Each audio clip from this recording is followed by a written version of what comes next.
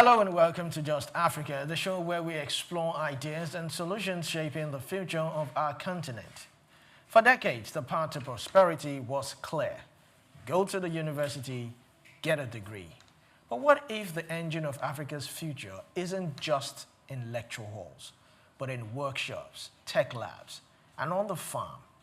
Today, we are asking a vital question. Are we equipping our youth with the right skills for the future, or are we still building an education system for a world that no longer exists?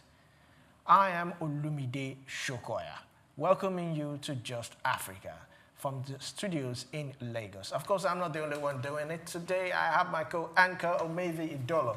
So glad to have you on Just Africa. Yeah, good afternoon, Olumide. Good afternoon, Lagos, Nigeria, and Africa, and to you, whatever the time is, from wherever you're watching from. And welcome to the show. I am Ovie Binitie. You asked a very vital question now. Yes. Are we really preparing our youth for the future? It's a big question. Because we had a guest sometime last week, and the guest said something that these days we have to look beyond certificates. We have to look beyond degrees. We have to look beyond that, because what is on ground right now, it's no longer certificate. Anybody can go anywhere and buy a paper and call it a certificate. Just print on it, and that's it. But right now, looking at the way the world is going now, looking at Africa as it is now, we really have to go back to the workshop. We have to go back to the farm. We have to go back to the tech labs. We have to go back to anywhere we know we can get to if we really want to achieve what we want to achieve based on this conversation we're going to have. I know you've not dropped the conversation. That's why I'm not going ahead. It's quite funny. When we were growing up, you must either be a doctor, a lawyer, an architect, an engineer, an accountant, a banker. That was it. That's it. No any other thing. So I remember when I was in secondary school, I think I flunked one of my exams, and my father threatened to take me to one of the mechanic close by, and that put some fear into me, because I saw it as something dreaded, like a mechanic. I also remember when I used to draw and everything, and I was told that you see all those people painting outside. It's because they don't have a degree. That's why they end up there. But then again, I now met another artist, a very well-renowned artist, and what he painted, what I saw, really inspired me.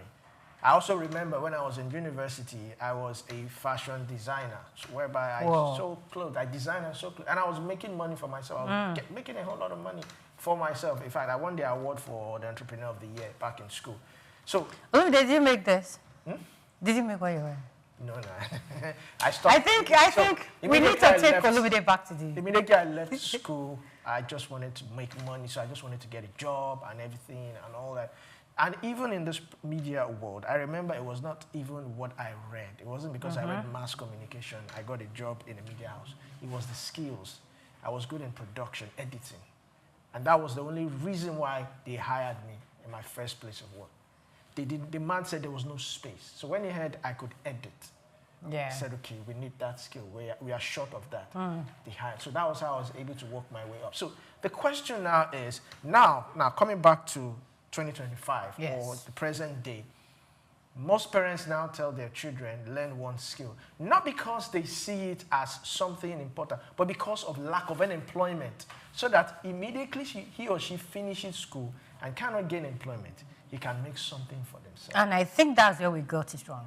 That's where we got it wrong. We cannot put vocational education or skill acquisition as plan B. Plan B. It has to be plan A. And until we get it right at that point, we will continue to get it wrong. Because we are making it a plan B, just as you said, the parents said, go and learn something, we don't know what the future holds. It now makes the children to be more reluctant in learning these skills. But if it is your plan A, you know that this thing I'm doing, it's what I want to make life with, is where I want to earn a living from. You will put all your mind, and everything that requires you to excel with that skill, you will put it into it and you will become an expert in it. But here we are, turning it to plan B, just as you said. And there are still many children out there, many young people out there who still feel that the painter out there is painting because... I heard a story where a father was disciplining their child and said, if you don't sit up, you will end up being like is it the cleaner or something like that. So that is how far we have underrated skills acquisition in Africa generally. I feel that there is more that we can do than just saying, I want to go and learn carpentry. What do you want to do with it? Yesterday, I was speaking with SS1 these days. Before, I don't, in our days, you have to do all the subjects in SS1. That was what I did. Before, when you get to SS2, you now choose whether you want to be in the sciences, in the arts, or in the commercial. But these days, it's no longer like that. So the moment you finish from your junior secondary, the moment you are getting to SS1, you are choosing the department where you are. So this young girl was moving to the arts. And she said something, and she said, I am not doing visual art, I'm not doing tie and dye, I'm not doing this, I'm not doing that, but I'm doing digital something, which has to do with computer. And I said, why are you not doing tie and dye? She said, what do I need it for? And I said, that is even what you need the most. So, but both teachers and parents don't really make these children to see the importance of skills. So we just feel, like you said, certificate, become a lawyer, become a nurse. That's how we are. Yes, it's quite interesting how things have gotten to this level. Yeah. But we have a special guest that we will be bringing inside the studio when we go on a short break. But before we go on a break, let me intimate you to what we have in store for you. Now, you see, when we talk about vocational training, we talk about vocational education. Vocational education in many parts of Africa is often perceived as the last resort, burdened by lack of funding, outdated curricula, and a disconnect from the real needs of modern job market. Now, this has created skills gaps. Businesses struggle to find employees with practical, job-ready abilities, while a large youth population remains unemployed or underemployed. Now, despite having formal qualifications. We'll go on a short break, and when we come back, we'll have a special guest. We will unpack this whole vocational education and see the benefits for Africa. We'll be right back. It's Just Africa. Stay tuned.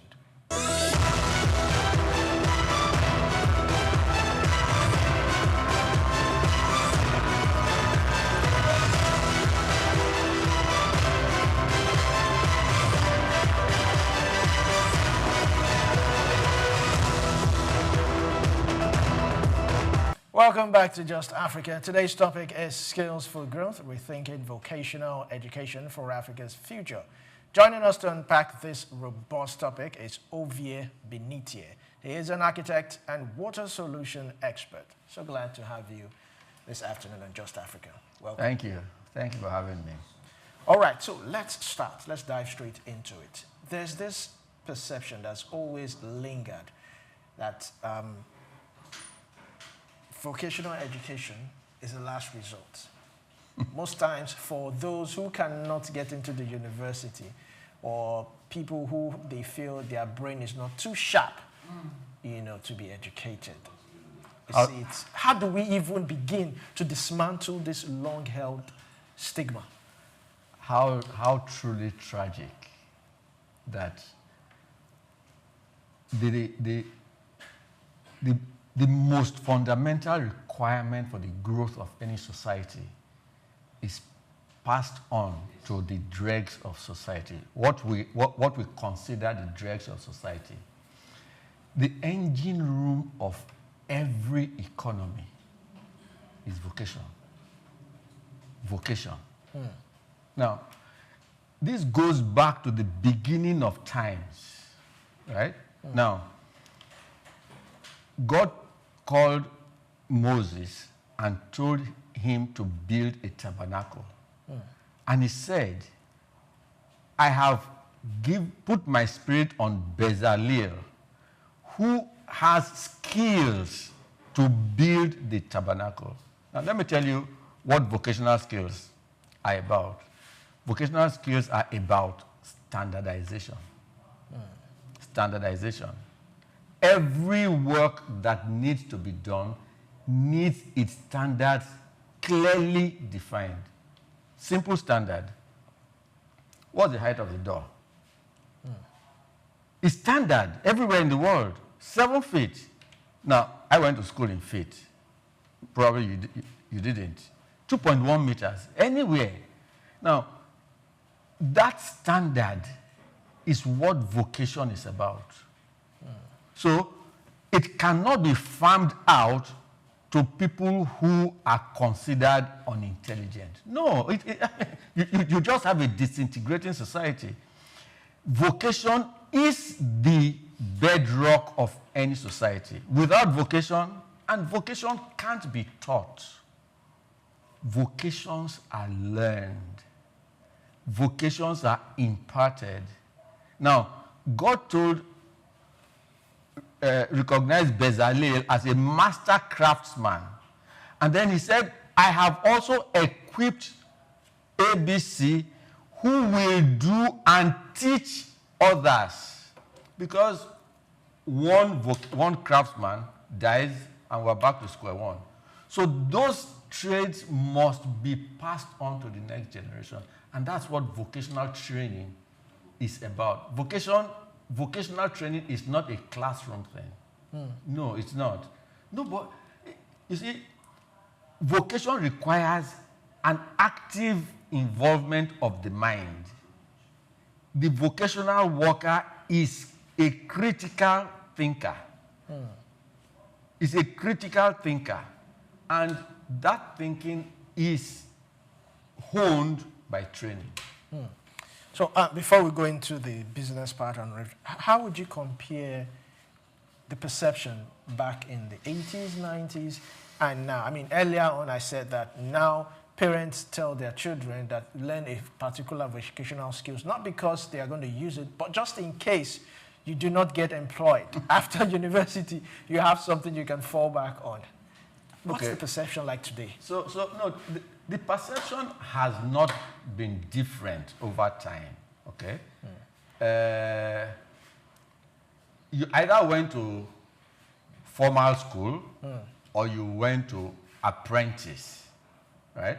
We had vocational schools, but slowly, with the growing perception that education in a formal setting was the way to go, there's an organization called City and Guilds. Yes. City and Guilds is a British vocational, skills. They train and certify, right? Our government in Nigeria told City and Guilds to leave, that our people will go to university. We don't need them here. So government said vocational education should end. Everybody should go to university. And that has contributed in no small terms to the perception of everybody that if you can't go to university, go and acquire a skill. And who are you acquiring the skill from? You're acquiring it from somebody who was also an apprentice. No standards, no formalization of any kind. So you do in Southeast, it is called one boy. You go and serve somebody. In the Southwest, you go and submit yourself to a master who will grant you freedom. Yes, freedom. And all that. But what level of know-how does the master have that is passing on to, and you know how our perceptions are. If I teach him everything I know, he will take my customers. So there's a holdback of knowledge. Now, the first set of those practitioners were people who learned from the master craftsmen that helped to build things in Nigeria. If you go to Cathedral Church of Nigeria, just down the road here, Yes. there isn't an error. The walls are straight. In the age when there weren't, equipment, men built things without errors because there were standards. Now, slowly, those people who build those things and work with our forebears passed on skills without holding back anything. But our forebears, by tradition, now decided to hold back certain things, and the knowledge level of each trainee, apprentice, continued to decline because informations were held back by their masters. And then when you have a lot of apprentices with you, you give them different assignments without focusing on the fact that these people are here to acquire the ability to your level. And then you should encourage them to go beyond your level. But no. So the question I ask when people ask me this question is, if your son were to tell you that, I don't want to go to university, I want to be a plumber, what would be your reaction? Now, the general reaction is, God forbid, right? But tell you what, I graduated architecture school in 1987 at 26. 2006, when I was 46, I trained as a plumber. As a plumber? Yes, I left Diamond Bank where I was working to train as a plumber. Today I'm a plumber. How lucrative is this? No. So you see, so the first conversation always goes to money. Exactly. Right? Look, no nation develops when its primary focus is money. The primary focus is about solving problems. I've been doing this now, 2006, 19 years, right? Now, everything is organic. So it starts small and then grows. As you practice, you become more proficient, and then you are able to get better paying opportunities. And then, yes, I've sent my children through school through plumbing. Okay, sir. I love the fact that you talked about education, going to the university. But I also feel that is why we have the Polytechnic, actually. The Polytechnic are more into practical, into skills, than the university where you go and acquire a degree. Would you also say that the Polytechnic are not doing enough in transferring knowledge to their students? They're not doing, for want of, not wanting to sound, condescending, nothing. Frankly, because I've had to interact with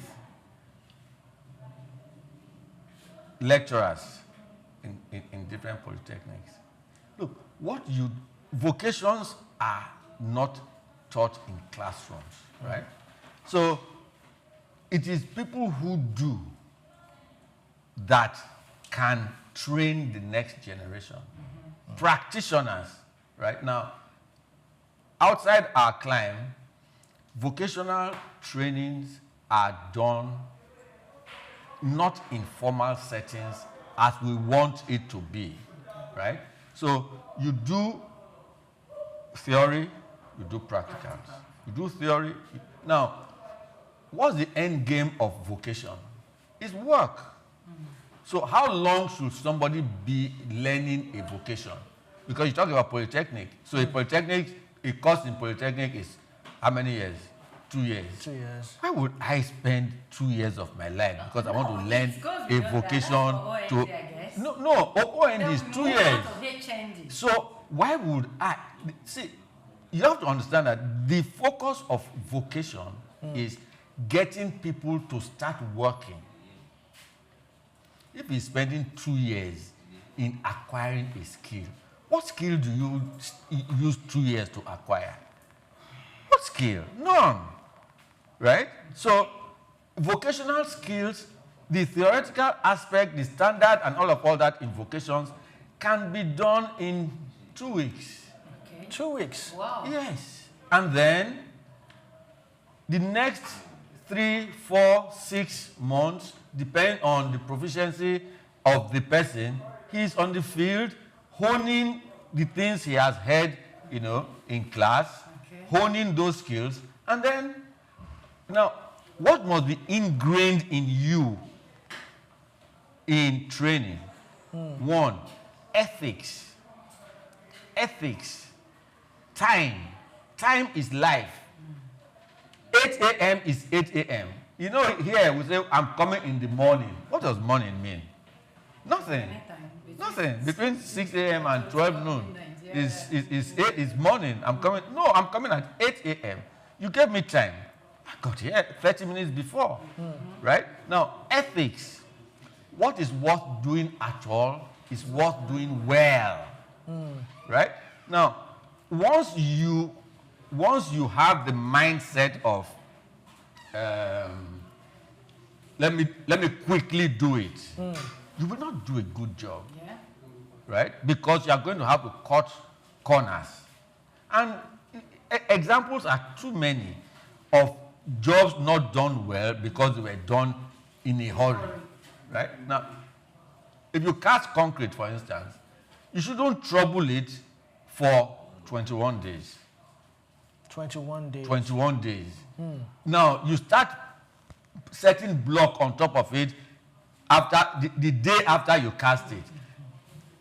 You see, these are things we think that following due process is time wasting. No, the cost of not following due process is far worse than following due process. So, vocational training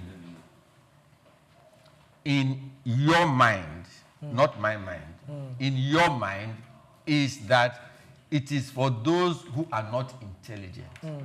But imagine for a second, right, that the person who put your television together did not go to university. It's a trade that he learned. The person who put your iPad together did not go to university. He acquired that vocation, right? So, those who do the work are thinking people, because he meets a problem on the road. Writing theory is easy, right? Now, putting it into practice is now the challenge. And that's what vocational training is about. So where did the disconnect come from? Yes. The disconnect came from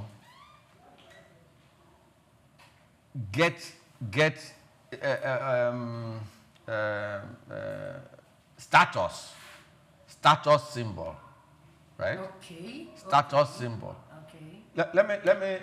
Let me use my dad as an example, right? My dad's parents were itinerant. His father was an itinerant fisherman, fished different rivers. So they weren't staying in one place in particular. But my dad showed, academic, ability. So they were living in Lagos, and then he started school in Lagos, then they packed and went to Warri. And then after spending about 3-4 months, they were now planning to leave Warri. So the mom said, look, this movement is going to disrupt this boy's education. How do we keep him here so that he can? So they spoke to one of her relations, and the man said, I'm sorry, my compound is full with people already. I can't accommodate any other person. Now, my dad was standing by the window and hearing. So in the morning around 4 a.m., he woke up, swept the entire compound clean. When everybody woke up in the morning, he said, did witch come here? That's what we say here. And said, no, I swept the whole place. What? You did all this? And that opened the door for him to stay, because he had shown, a desire to be a solution provider. That's who vocational people are. And he was among the first set of people that went to UI, when UI was opened in 1948. What if he just went to one corner and said, okay, so we'll go to tomorrow again. He didn't take the initiative, right? So people who do vocation are people who take initiative. They run into a problem. I'm a plumber, for instance, right? So all my plans, all the instructions I get about running the pipe can go completely off book when I run into a pillar. So I now need to think of how to walk around the pillar. That's what vocations, that's what a vocation is. So we must understand that the engine room, this building, was built by artisans. It wasn't built by an architect. It wasn't built by an engineer. It wasn't built by any of those people, right? So in building this building, there were 5 architects. There were 20 engineers. There were 3,000 artisans. So who has the greater impact? Who has the greater impact? The artisan, right? Now, if you want to offload people because budget is low, who do you offload first? The unskilled worker, whose value is down there. Then you look at the skilled workers, and then you now come to ethics. Who comes on time? Who this? And then those are filters. Now, these are the things that we must recognize, right?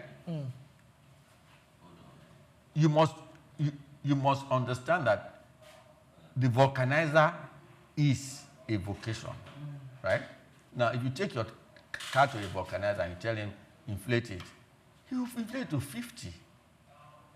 That's dangerous. But he doesn't know better because he hasn't gone through a training. Okay. I told one, put it on 33. He said, what is that? I only know 30 and 40.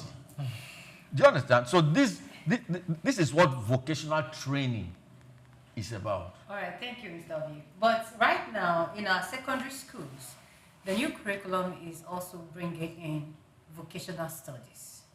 Now, vocational studies right now, I don't want to focus on plumbing and the rest. We'll be doing agricultural science.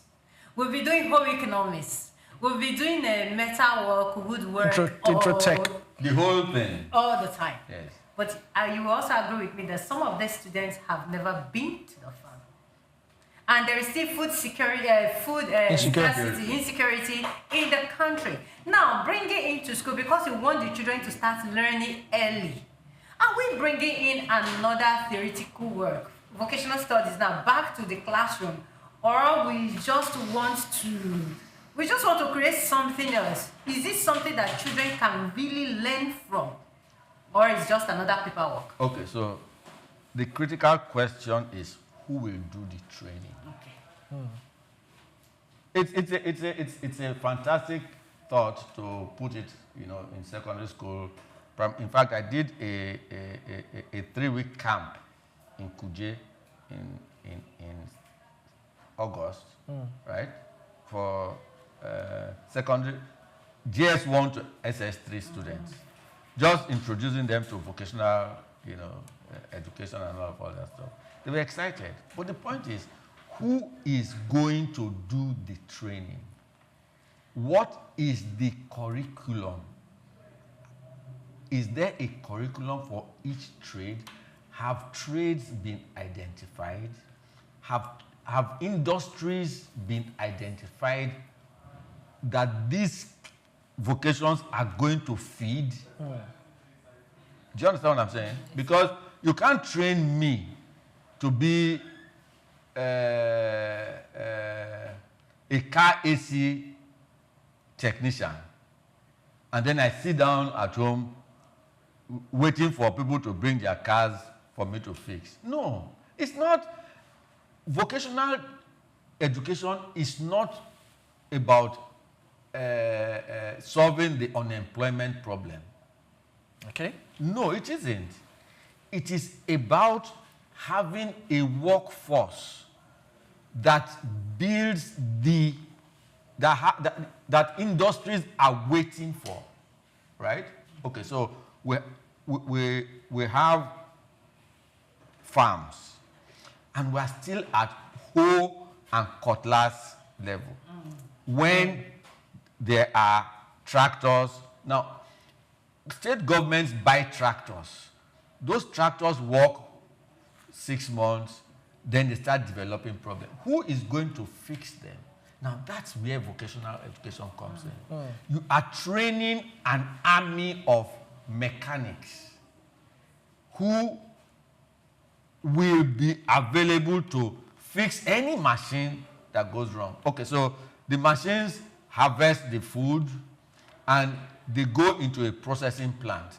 The processing plant is an automation.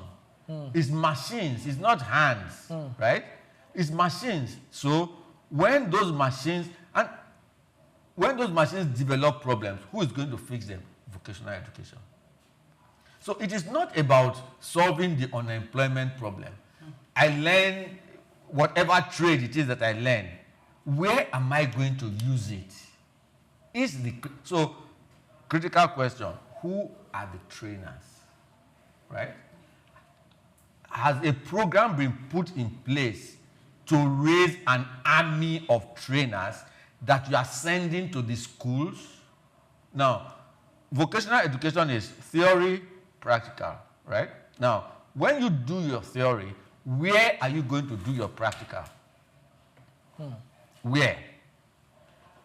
Because, see, and there are vocational schools built by state governments, federal government, scattered across the country. They're completely not in use. True. Empty. Where I did the camp in August, the facility there has 72-bed hostel.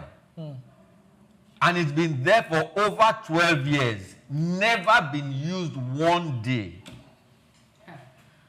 So who will train the people, right? Which industries are the people being trained going to receive them? These are the critical questions. What is the curriculum? How long? I do training. I train plumbers. I train electricians. I train tilers. You know, I have developed curricula for each of these trades. The curriculum is a 10-day program. And people are wondering, 10 days? Yes, because it's not rocket science. I'm not writing a paper and all that. What qualification do I need to learn any trade? Just know how to read and write. Why must you know how to read and write? So that you can go online, you can buy books, and get yourself current with current trends. So you move away from old trends to new trends. So who is doing the training? After being trained, who is waiting to receive them? Is there a curriculum for these things? Now, if the answer to these three things is not clearly defined, so I think you can answer your question yourself. Thank you very much. Quite a powerful thought you made there. Now, you said which industry is going to receive them. We have started a policy in Nigeria, buy Nigeria first. What potential opportunity do you see here for people with skills, artisans, if we're going to encourage buy in Nigeria, locally made goods and products? You must move away from the word artisan, because it has become a derogatory word.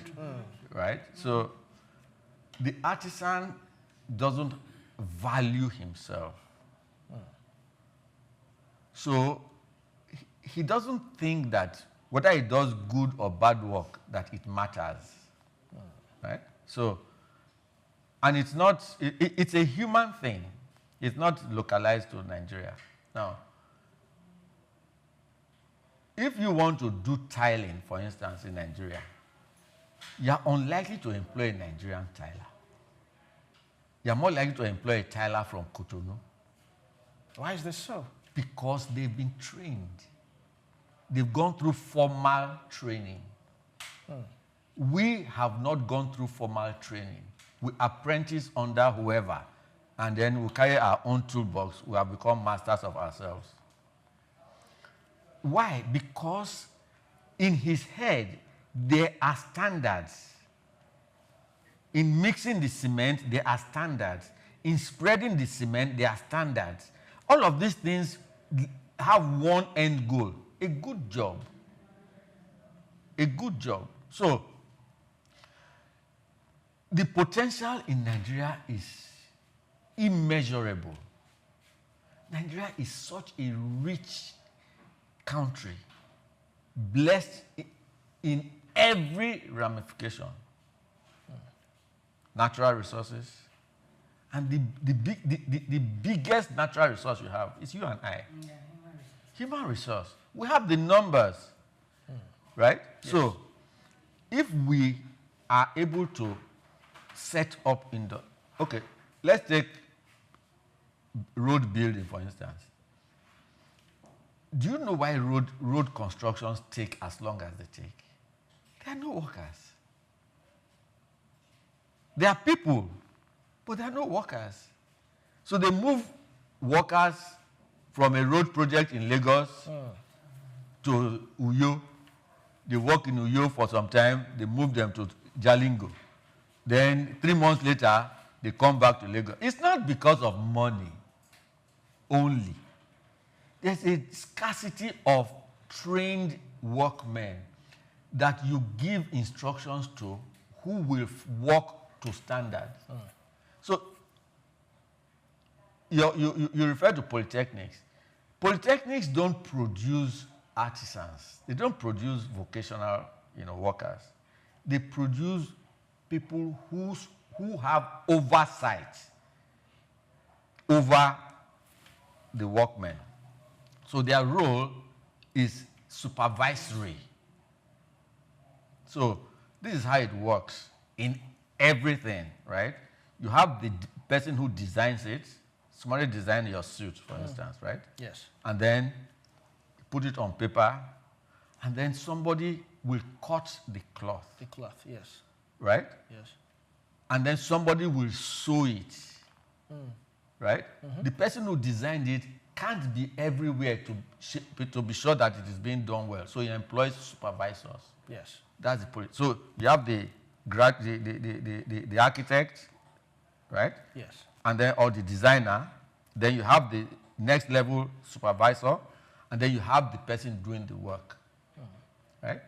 Now, this person at the top doesn't know what the person who is doing the work is. So it doesn't have an understanding of what he's supposed to do and how he's supposed to do it.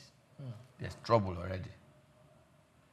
Then the supervisor that is paying money to oversee this man also has his knowledge of what this man should do. He can't tell the man, stop, what you are doing is wrong. See, that's where we are today. And the needs are just too many. My phone. There are phone repairers. Yes. I give my phone to a repairer because the screen, it fell down, the screen cracked. Change the screen. He changes it, it no longer rings. Right? What does it tell me? I'm sorry, sir. Right? Then he tries to fix that. He fixes it, and then no problem. I can't hear anything any longer when somebody is talking to me, except I put it on speakerphone. Speaker, yes. Why do we have that? It's because he didn't go through a formal training, which is why government saying, let's do vocational education is fantastic. It's brilliant. I agree. But you must lay the foundation. If the foundation is not strong, what will happen to the building? To collapse. To collapse. Thank you very much. You are really shaking tables. We will go more on this, but let's quickly go on a short break. And when we come back, we continue. It's Just Africa. Stay tuned.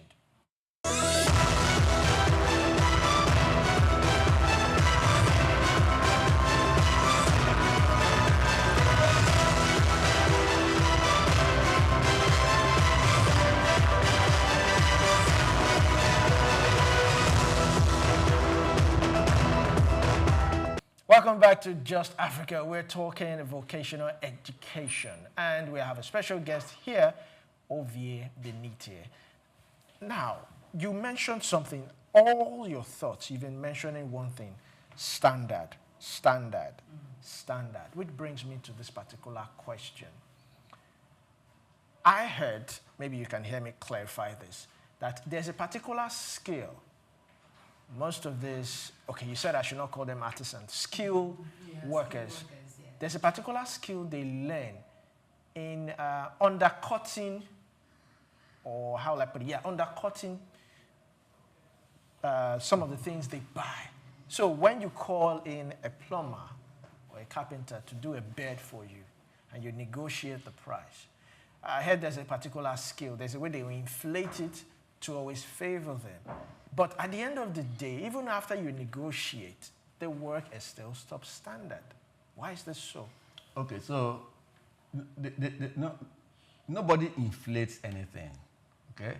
I need you to understand that if you go to the market and you say that a nail is 5 naira, now, you need to understand that you have to pay him for going to buy the nail on your behalf.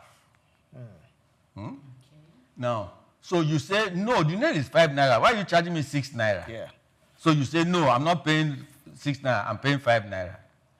Now, you're not paying him for the work he does only. What does he spend to do your work primarily? Time. Yes. Okay. Time. Now, time is his only resource. Time is every human being's only resource. Now, that resource is enhanced by the value you have acquired as a worker. Souk News has employed you. Yes. What you give to Souk News, Souk TV, is your time. Now, the reason you earn more than somebody else here is your considered value on top of your time, right? So, what people need to understand is when an artisan is going to the market on your behalf, he's spending his time. You have to pay him for his time. You have to pay him for the knowledge of knowing the right thing to buy. Now, if I, for instance, if you are unwilling to pay me a markup on the items I'm going to buy on your behalf, go to the market yourself and buy them. Bring them, I will use them to do your work. This is where the notion of inflation of prices comes from. No, why? The market is there. You can easily cross-check, the price of these things, right? But you have to, that whole day or 2 days he spends on your behalf in buying those things, who is going to pay him for it? Who is going to pay him for it? Because he still has responsibilities that he needs to meet. He needs to earn. So if you are unwilling to pay him, he will say, okay, go buy them. I will take my time and go and earn money to meet my needs. But if you are willing to pay me, yes, that's income. So I go on your behalf. So there's no, everybody is interested in profit. Yes. Right? So this is not about profit yet. This is about paying for, is providing you with a service, which is hardly recognized in Nigeria. So artisans have been devalued in the eyes of everybody. So he must go home with money.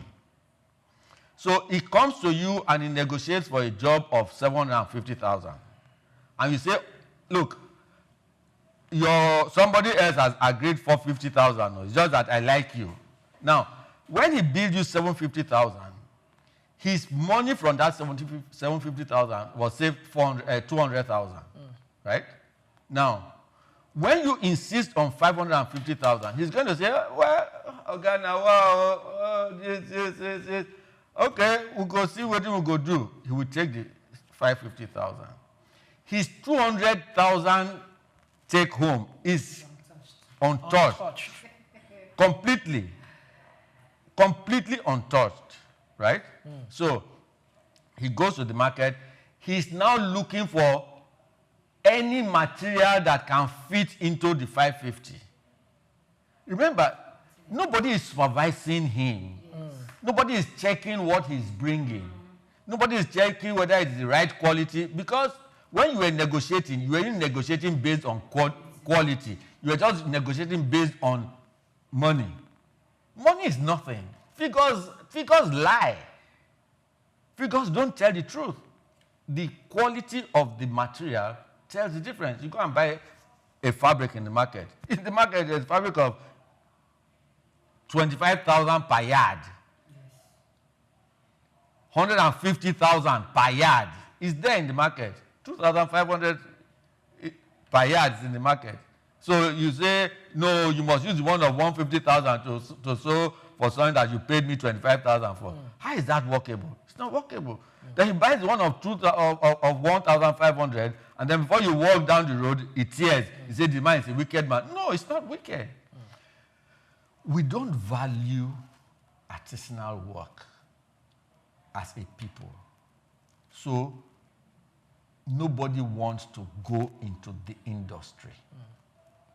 But the highest paying industry is artisanal work. Do you know that your bricklayer has built his house? Your carpenter has built his house. It doesn't matter to him where he's living, but he's free from landlord. Right? Now, do you know how many graduates have left formal work to come and train as plumbers? And today they work as plumbers. Which brings me to my next question. Now, you said that at age 40, you decided to drop... 46. 46, you decided to drop your degree and go into plumbing. I didn't drop my degree. Okay. See, as an architect, right, when I went into plumbing, I could see what the plumber cannot see. Because as an architect, I see the building. So I see how the pipes are running and the interplay between connecting the different rooms and everything. So it was an advantage to me because I already had... Now, formal education is very important. Let me at this point explain something that I try to explain to people. Primary education is the level where you are taught cognitive skills to recognize things, right? Numbers, reading, and all that, and then putting sentences together, and then you are slowly taught to recognize things. Then secondary education is where you begin to put these things to use, right? Yes. You start solving problems, right? But the problems that you are being asked to solve are predetermined problems. Problems, yes. Right? So nobody is asking you to go and do research or anything. You are given textbooks, you read the textbooks, you put them together, and then you're able to produce answer. Excellent, you have passed 100%. Now, do you know that mathematics is the easiest subject in pedagogy? Because it is only in mathematics that you can score 100%. Because it does not depend on the opinion of the teacher. 2 times 2 is 4. There's always 4. There's no... It's the simplest subject. But perception has taught people that it is very hard. It's the simplest subject, right? Now, when you finish secondary school, where you have been taught, how to do, small things, solve problems from first principles. Once you don't understand something from first principles, you can't do anything about it. Now, when you get to tertiary is where application comes in. Now, what do we consider to be tertiary education? We consider tertiary education to be university, polytechnic, college of education, I mean, the list is endless, right? Yes. But you know what? Tertiary education is where application happens. Tertiary education. Now, what is application? Application is doing. You find out how to, and then you do it. So you are given a topic in university, you go and find material to study, to read, and write a paper, right? Yes. Now, if you don't write a paper, you won't graduate, right? Mm-hmm. It's not, exams in universities are not simply the same way as they are in secondary school. Now, do you know that vocational education is tertiary education? Vocational learning hairdressing is tertiary education because it is application. That's what tertiary education is. Now, as long as the mind has registered that tertiary education is about getting a certificate, I don't know when last I saw my certificate, right? Learning vulcanizing is tertiary. So your ability to read means you can go online and check. So what should be the pressure for a Jeep as against a car? So when a car owner comes and says, put it on 50, you say, no, Oga. If you put it on 50, the tire becomes very light. And it can burst. If you have, on a very sunny day, the road is very hot, your tire is overinflated, it can burst your tire. Oh. Now, nobody at secondary school education level can. Do you understand? So, tertiary education is about acquiring the ability to solve problems, provide solutions. And the only reason you and I are here on planet Earth is to solve problems, provide solutions. Yeah, thank you very much, Mr. Ovie. Now, Architect. Architect Ovie. Actually, Aki Plumber. Aki Plumber, very good one. Very nice title. Okay, so you've talked about you talked about human resources. Yes. That Africa, we have what it takes. We have the people. Too much. But you also agree with me that the people we're talking about don't even have interest in this. So now, what is the solution? How do we encourage young people to go into vocational training, not as plan B? And even parents don't want their children to go and learn any skills, or they just go and learn. So how do we change this? How do we go about it to ensure that they go for it? Now, the focus on youth is on bearing. Huh? There are 40s, 50s, 60s doing nothing right now in this country. Now, see, societies are built on modeling, right? So you see the person ahead of you, how he's doing his things is how you begin to copy to do them, right? So we must begin to engage everybody. Now, I propose go on radio, National Orientation Agency. Yes. Right? Go on radio. Traditional rulers, what are they doing?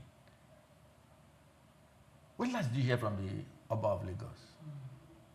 When last did you hear from the Oni of Ife?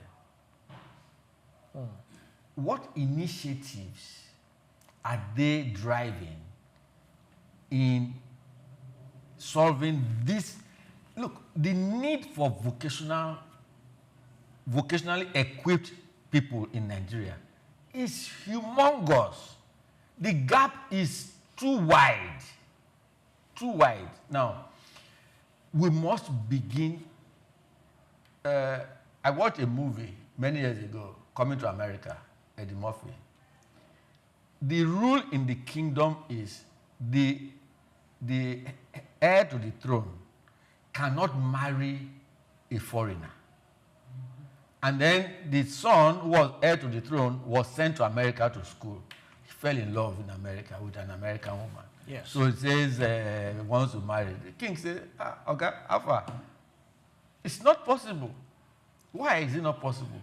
He said, that is our tradition. And then the queen said to the king, who makes tradition? She said, the king makes Very tradition. True. So if you Are the king. that's it, tradition. So we must very vigorously own up to the fact that, one, we don't have industries. We don't have industries. Why? Because there are no people to run the machines. Why don't we have power?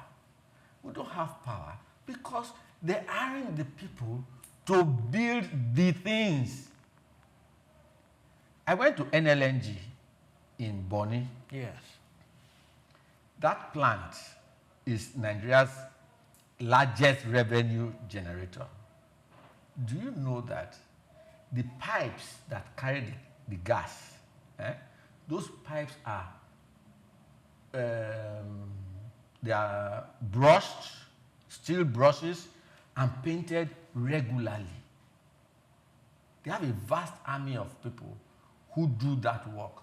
Do you know that those people didn't get employed until they went through formal training and certified according to the standard for painting pipeline, painting pipe. And if you know what they earn for painting pipe, you would drop your suit here and fly to Bonny immediately. Look, leadership must take ownership of changing the mindset. I'll give you an example, right? Lee Kuan Yew of Singapore, when he became prime minister, he said on national television, no man should marry a woman who has not gone to university. And I'm not saying this because it is to discriminate against women. No, it is to encourage women to go to school. Now, why must women go to school? Because when the children come home from school and need to do homework, who is at home?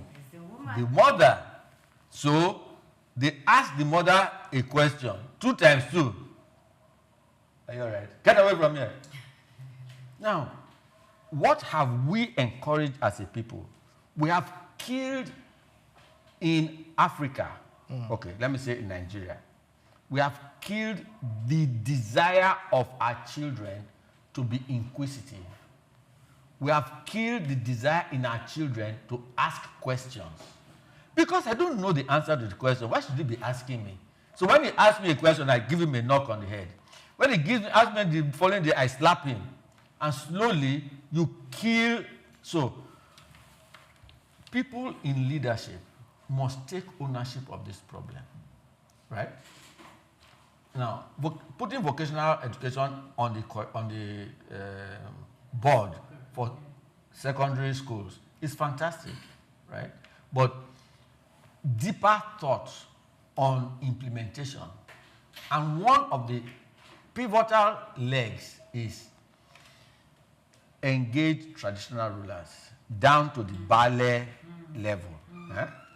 To tell people, go and learn a vocation. Go and learn a vocation. Not because you cannot go to university, but look around you. How many people who have gone to university are actually gainfully employed? University is not for everybody, right? Vocations, I can list vocations. The oil and gas, do you know, for instance, that a deep sea welder, deep sea welders are scarce all over the world. So if you're a deep sea welder, for instance, certified, they will call you from Dubai. when they deep sea welders don't do more than 2 or 3 jobs in a year. They call you, we have a job for you in Malaysia. That job is coming up in the next 1 month. They bring you to Lagos or Abuja, put you in a hotel while processing your visa. You won't get involved in any of those things. See, when you can solve problems, people will look for you. Yes. It's not your certificate that people are looking for. It's your ability to solve problems. I'll give you one last example. This very wealthy man here in Lagos had smell. Each time they flush the toilet, smell will come in through the air conditioner. And he was beginning to have serious problems domestically with his wife. I called people and nobody could solve the problem. Till he met somebody who said, Oga, 150K, I'll solve your problem. 150K, how? Please, you know, because of our relationship, he paid 120K to solve that problem. Guess how much it cost him to do the job? Guess, just hazard a guess. 50? He didn't spend 2,000. Really? That's what your ability to solve problems gives you. We have too many people who are themselves problems, who are an army of problem solvers, waiting to be energized, waiting to be, put on the line.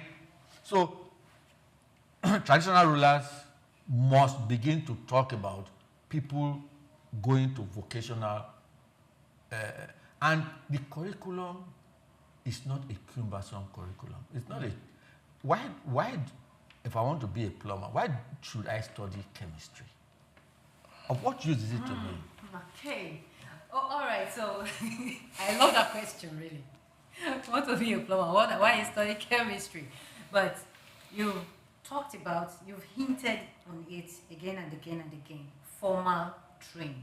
Yes. Formal training. Critical. Are there training centers in Nigeria, in Africa, where people can be, we're not talking about polytechnics right now, we're talking about formal training centers where these people can train properly. You don't need to go to Cotonou to get a tiler to do a perfect job. Because before you know it, Nigerians will start going to Cotonou to go and learn how to, or to go to a formal school. They don't even want, see. No, so do we have training centers? Yes, there are training centers, right? They are functional. Yes, they are. But they are true.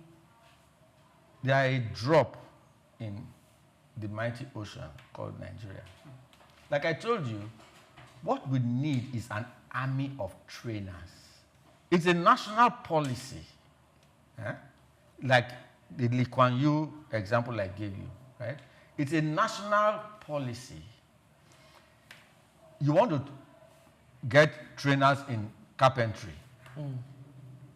Call in all the carpenters in Nigeria. Sieve them.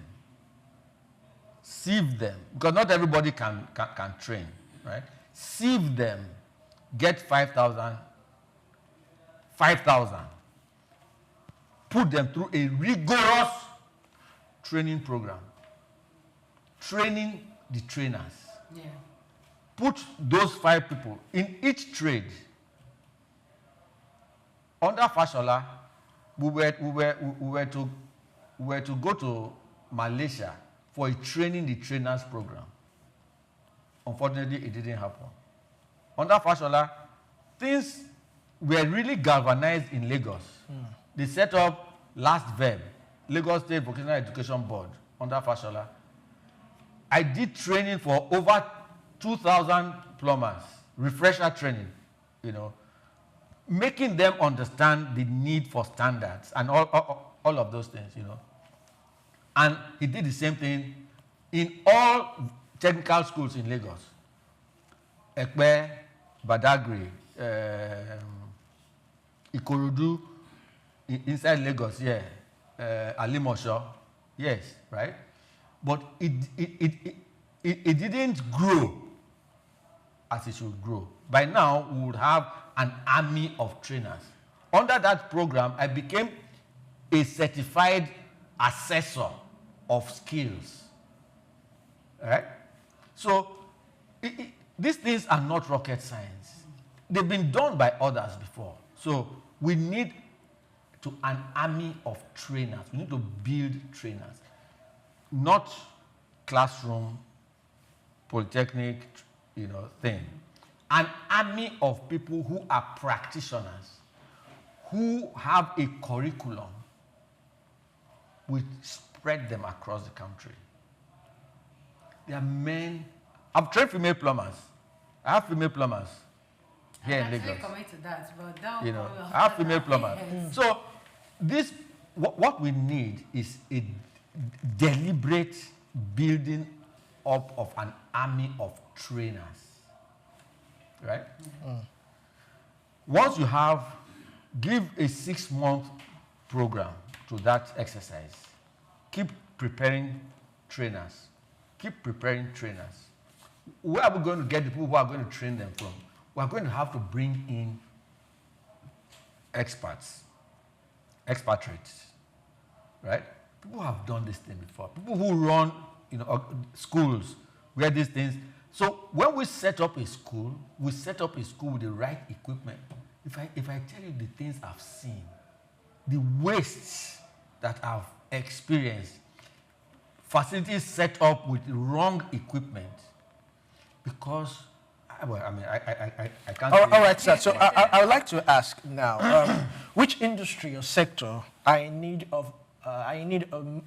rather most of skilled workers or skilled talents today, and which industry do you think we need to set up to accommodate new sets of skilled talent? Every industry first has to be built. So the construction industry is in dire need of trained workforce. Our roads don't last because the people who are doing it don't understand what they are doing. They're just mixing and going ahead. What about the civil engineers in the universities? Now, how many? So you see, you have to understand how many civil engineers are overseeing the work that the civil engineer is not going to oversee the carpenter. The civil engineer is not going to oversee the plumber. The civil engineer is not going to oversee the electrician. So all of these things require, that's why we have the people. People have gone through university. I finished architecture school. I had to be admitted into the Nigerian Institute of Architects. The same thing in other NIQS and all that stuff, right? So I now ground my training in university through practice, and then I sit for a professional practice exam under the Nigerian Institute of Architects that now gives me a certificate that permits me to work as an architect in Nigeria. So all of this, now if you go to most project sites, the same way you are unwilling to engage me to do your plumbing work, for instance, I beg you, your money too much. Let me look for Baba Jami, right? It's the same way, rather than employ a certified engineer, look for an engineering student and put him on site to oversee workmen who have been working for the last 15 years. When he tells them, say, okay, take your time, I will burn you for here. And then he doesn't do anything. So, when regulation, you go to a site, where's the architect? Where's your NIA certificate? You don't have. Out. Engineer, are you registered with Nigerian Society of Engineers, or are you registered with current? Where are you registered? Nowhere. Out. Plumber, where are you? Where's your certificate? Nowhere. Out. Shut down the building. Sadly, those who should oversee these things I've just enumerated also have employed people who do not have right qualifications. Now, now we're moving towards the solution. I want to also ask, because I know some of these artisans, they belong to different societies, associations. You hear them say they must pay dues. If they don't pay dues, they come and raid your workshop and all that. So then I begin to look, what are the benefits they are actually enjoying from these associations? What are the associations doing to educate, equip, and also protect their interest? Hardly anything other than the leeway to work. There are no trainings. There are no courses. Call any workman, any artisan, any in any trade, and ask him, have you gone through any training? All he did was apprenticeship. Have you done any refresher, anything? You won't find. So the associations are, unfortunately, been set up as a feeding bottle for those at the helm of affairs. That's why a change in leadership of those associations is rare. Because free money, once you have access to free money, it's difficult to let go. Which is where government is important. It is government that sets standards. It is government that holds people accountable for meeting those standards. And when you don't meet those standards, there's consequence. Sadly, in Nigeria, we have a society where there is no consequence for wrongdoing. No consequence. One of my workers was picked up by the police last night that he was on the street at 1 a.m. So what if he's on the street? How is that your business? He's on the street. Picked him up at 1 a.m. Now, I've paid close to 100,000 to get him released. For doing what? For doing nothing. So, those who commit, you cannot work in the UK, for instance. You cannot work in Dubai. In fact, you cannot work in Benin Republic if you do not have a certificate for the trade that you say you are practicing. You can't. You can't. You know, so we have what we call trade tests in Nigeria. Unfortunately, trade test 1, 2, 3, right? I can walk to a trade test center now. I pay, they issue me the 3 certificates without doing anything. Exactly. No. So, leadership of the country is the only recourse, because I can't enforce on any site any of these things that I've mentioned. It is only government. LAPSCA, for instance, right? They go to a site, call me this person, call me this person, call me this person, call me this person, non-existent. You shut down the project. Then everybody sits up and takes notice. Now, once you begin to insist on those standards, then people will, of course, begin to look for ways to empower the people that they need to employ. You employ somebody, say, if I train him now, 2 years from now, he will run away. So what's the big deal? You employ another person, and is it tied to your apron string because you trained him? No. Did he provide you service while he was in training while he was working with you? Yes. Accept that, move on. Get the next group of people, train them.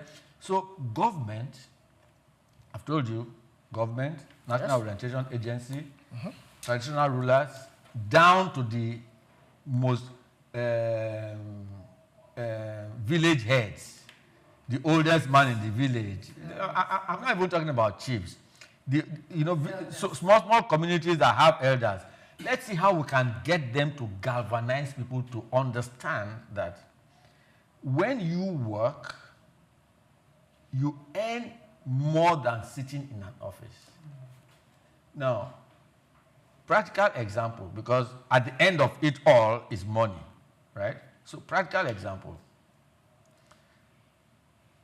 How much does a receptionist earn typically? 100,000? That would be a very lucky receptionist, right? 100,000. But my plumber, for instance, earns 15,000 naira a day, right? So if he works for 10 days in a month, he has earned 150,000. Now, there are 24 working days in a month. That's 450 a month or thereabouts. $500,000 in a month, right? Wow. So why would he even think of going to sit down in an office? You understand what I'm saying? Yes. Now, that is if he gets work every day. Every day. Now, this is where ethics come in. He's recognized as a diligent, honest worker. So every time a company has work, they call him. And he can be on that project for 45 days at a stretch, right? And in some instances, because of the delicate nature of the job, his income could even go up to 20,000 naira a month. Per day, right? So, what is hindering people?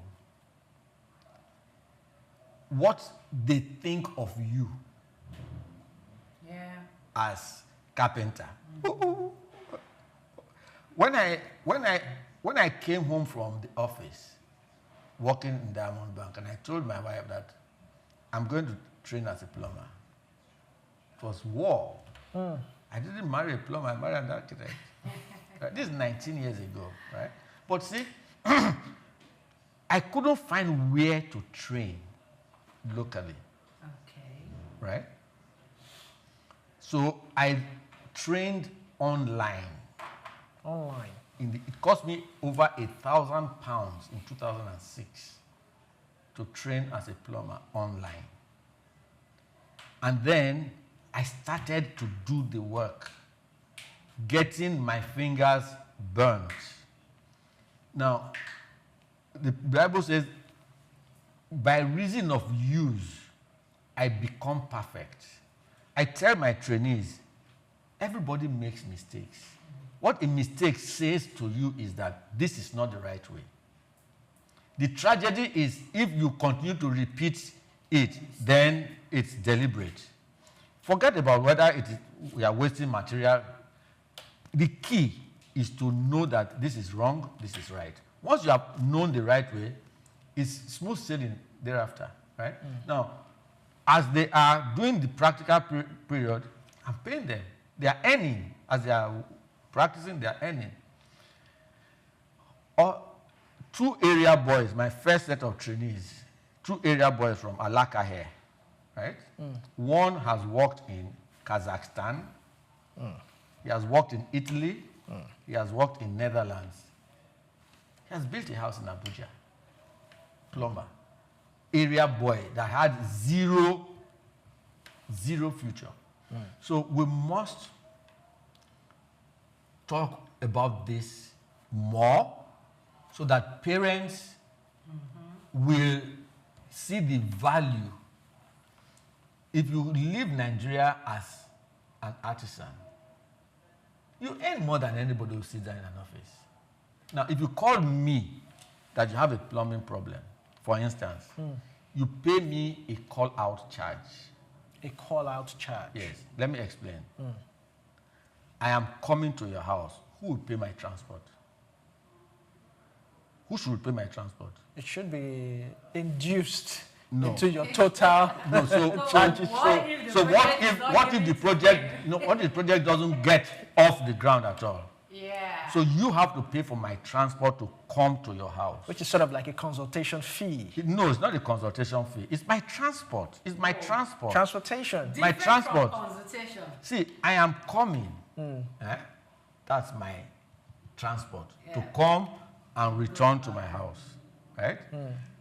My time that I'm spending to come and go, you pay. Then, when I finish the inspection and give you a report, now that's consultation. You pay. So there are three things that you are paying for: my transport, my time, and my knowledge.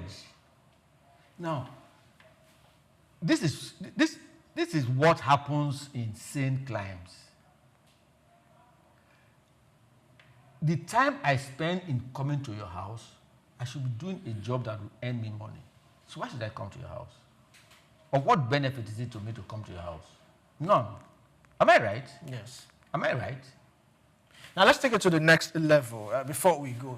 Instead of you going over to the person's house, let's see how we can use technology to bridge this gap. Do you see a situation whereby the person can make consultations online? So you see, the artisan is solving a physical problem. Definitely. Right? Yes. It's not a verbal thing. The things you can resolve online are things that are verbal. Right? The things that require intervention means person has to come over. Now, I have a leak detector, right? A leak detector will tell me where the leak in the wall is, where the pipe is leaking in the wall, right? So once I come, I put it on, I say, that's the point. We open it, we fix it, and we go, right? In 1 hour, 1 hour and a half hours, I'm done. And then I tell you that your bill is 45,000. You say, for what? Well, what did you do that I'm paying 45,000 naira for? I say, okay, no problem. Don't worry. I'm not going to use my leak detector. Let's start breaking the wall from where the wall is wet and start looking for where the leak is. You will have by the time I finish, you will need a bricklayer to come and repair the wall. Yeah. You will need a painter to come and paint the wall. Yes. You need a tiler to come and retile. And suddenly you find that you spend 75,000 naira. So which is cheaper?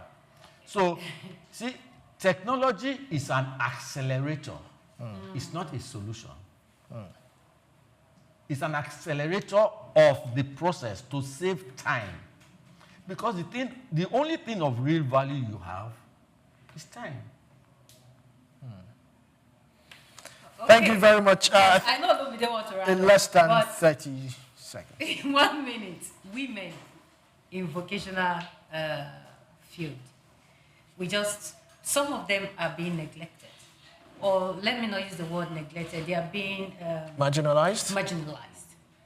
Someone who wants to go into electrical work, you tell me that it is not for women, it is for men.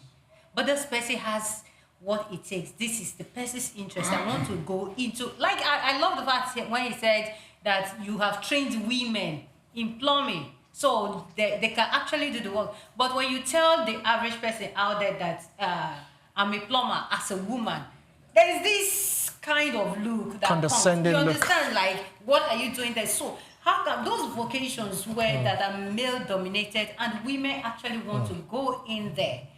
Well, how do we ensure that women succeed? So let me ask you In a minute, sir. Yes. Is there anything that's not male dominated? Driving cabs is male dominated, but there are female cab drivers, right? So you choose what you want to do for yourself and let every other person be damned. That's all. You're not here to satisfy the whims of anybody. You have the vision and the passion to do this. I told you I couldn't find where to train in Nigeria. I could have then thrown my hands up in there and said, well, I tried, I couldn't. No, I looked abroad and I found and I trained, and here I'm still in Nigeria. So I offer scholarships to females who want to train as plumbers. Whoa, that's a good news. That's a good news, really. All right, thank you very much, Mr. Ovie Binitie. I wish we had more time. Honestly. I really wanted to really pick your brain.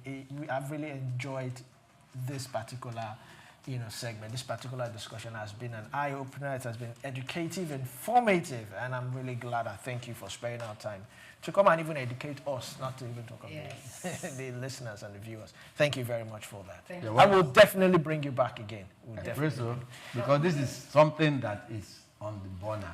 Yes. Fire can't be allowed to go down. Definitely. Vocational education is more than training. It is empowerment. It is the bridge between potential and opportunity, between Africa's young population and the future they deserve. I am Olumide Sokoya. See you next time as we continue to ask the big questions shaping Africa's future. Take care. And I am Ovie Binitie. Many thanks for watching.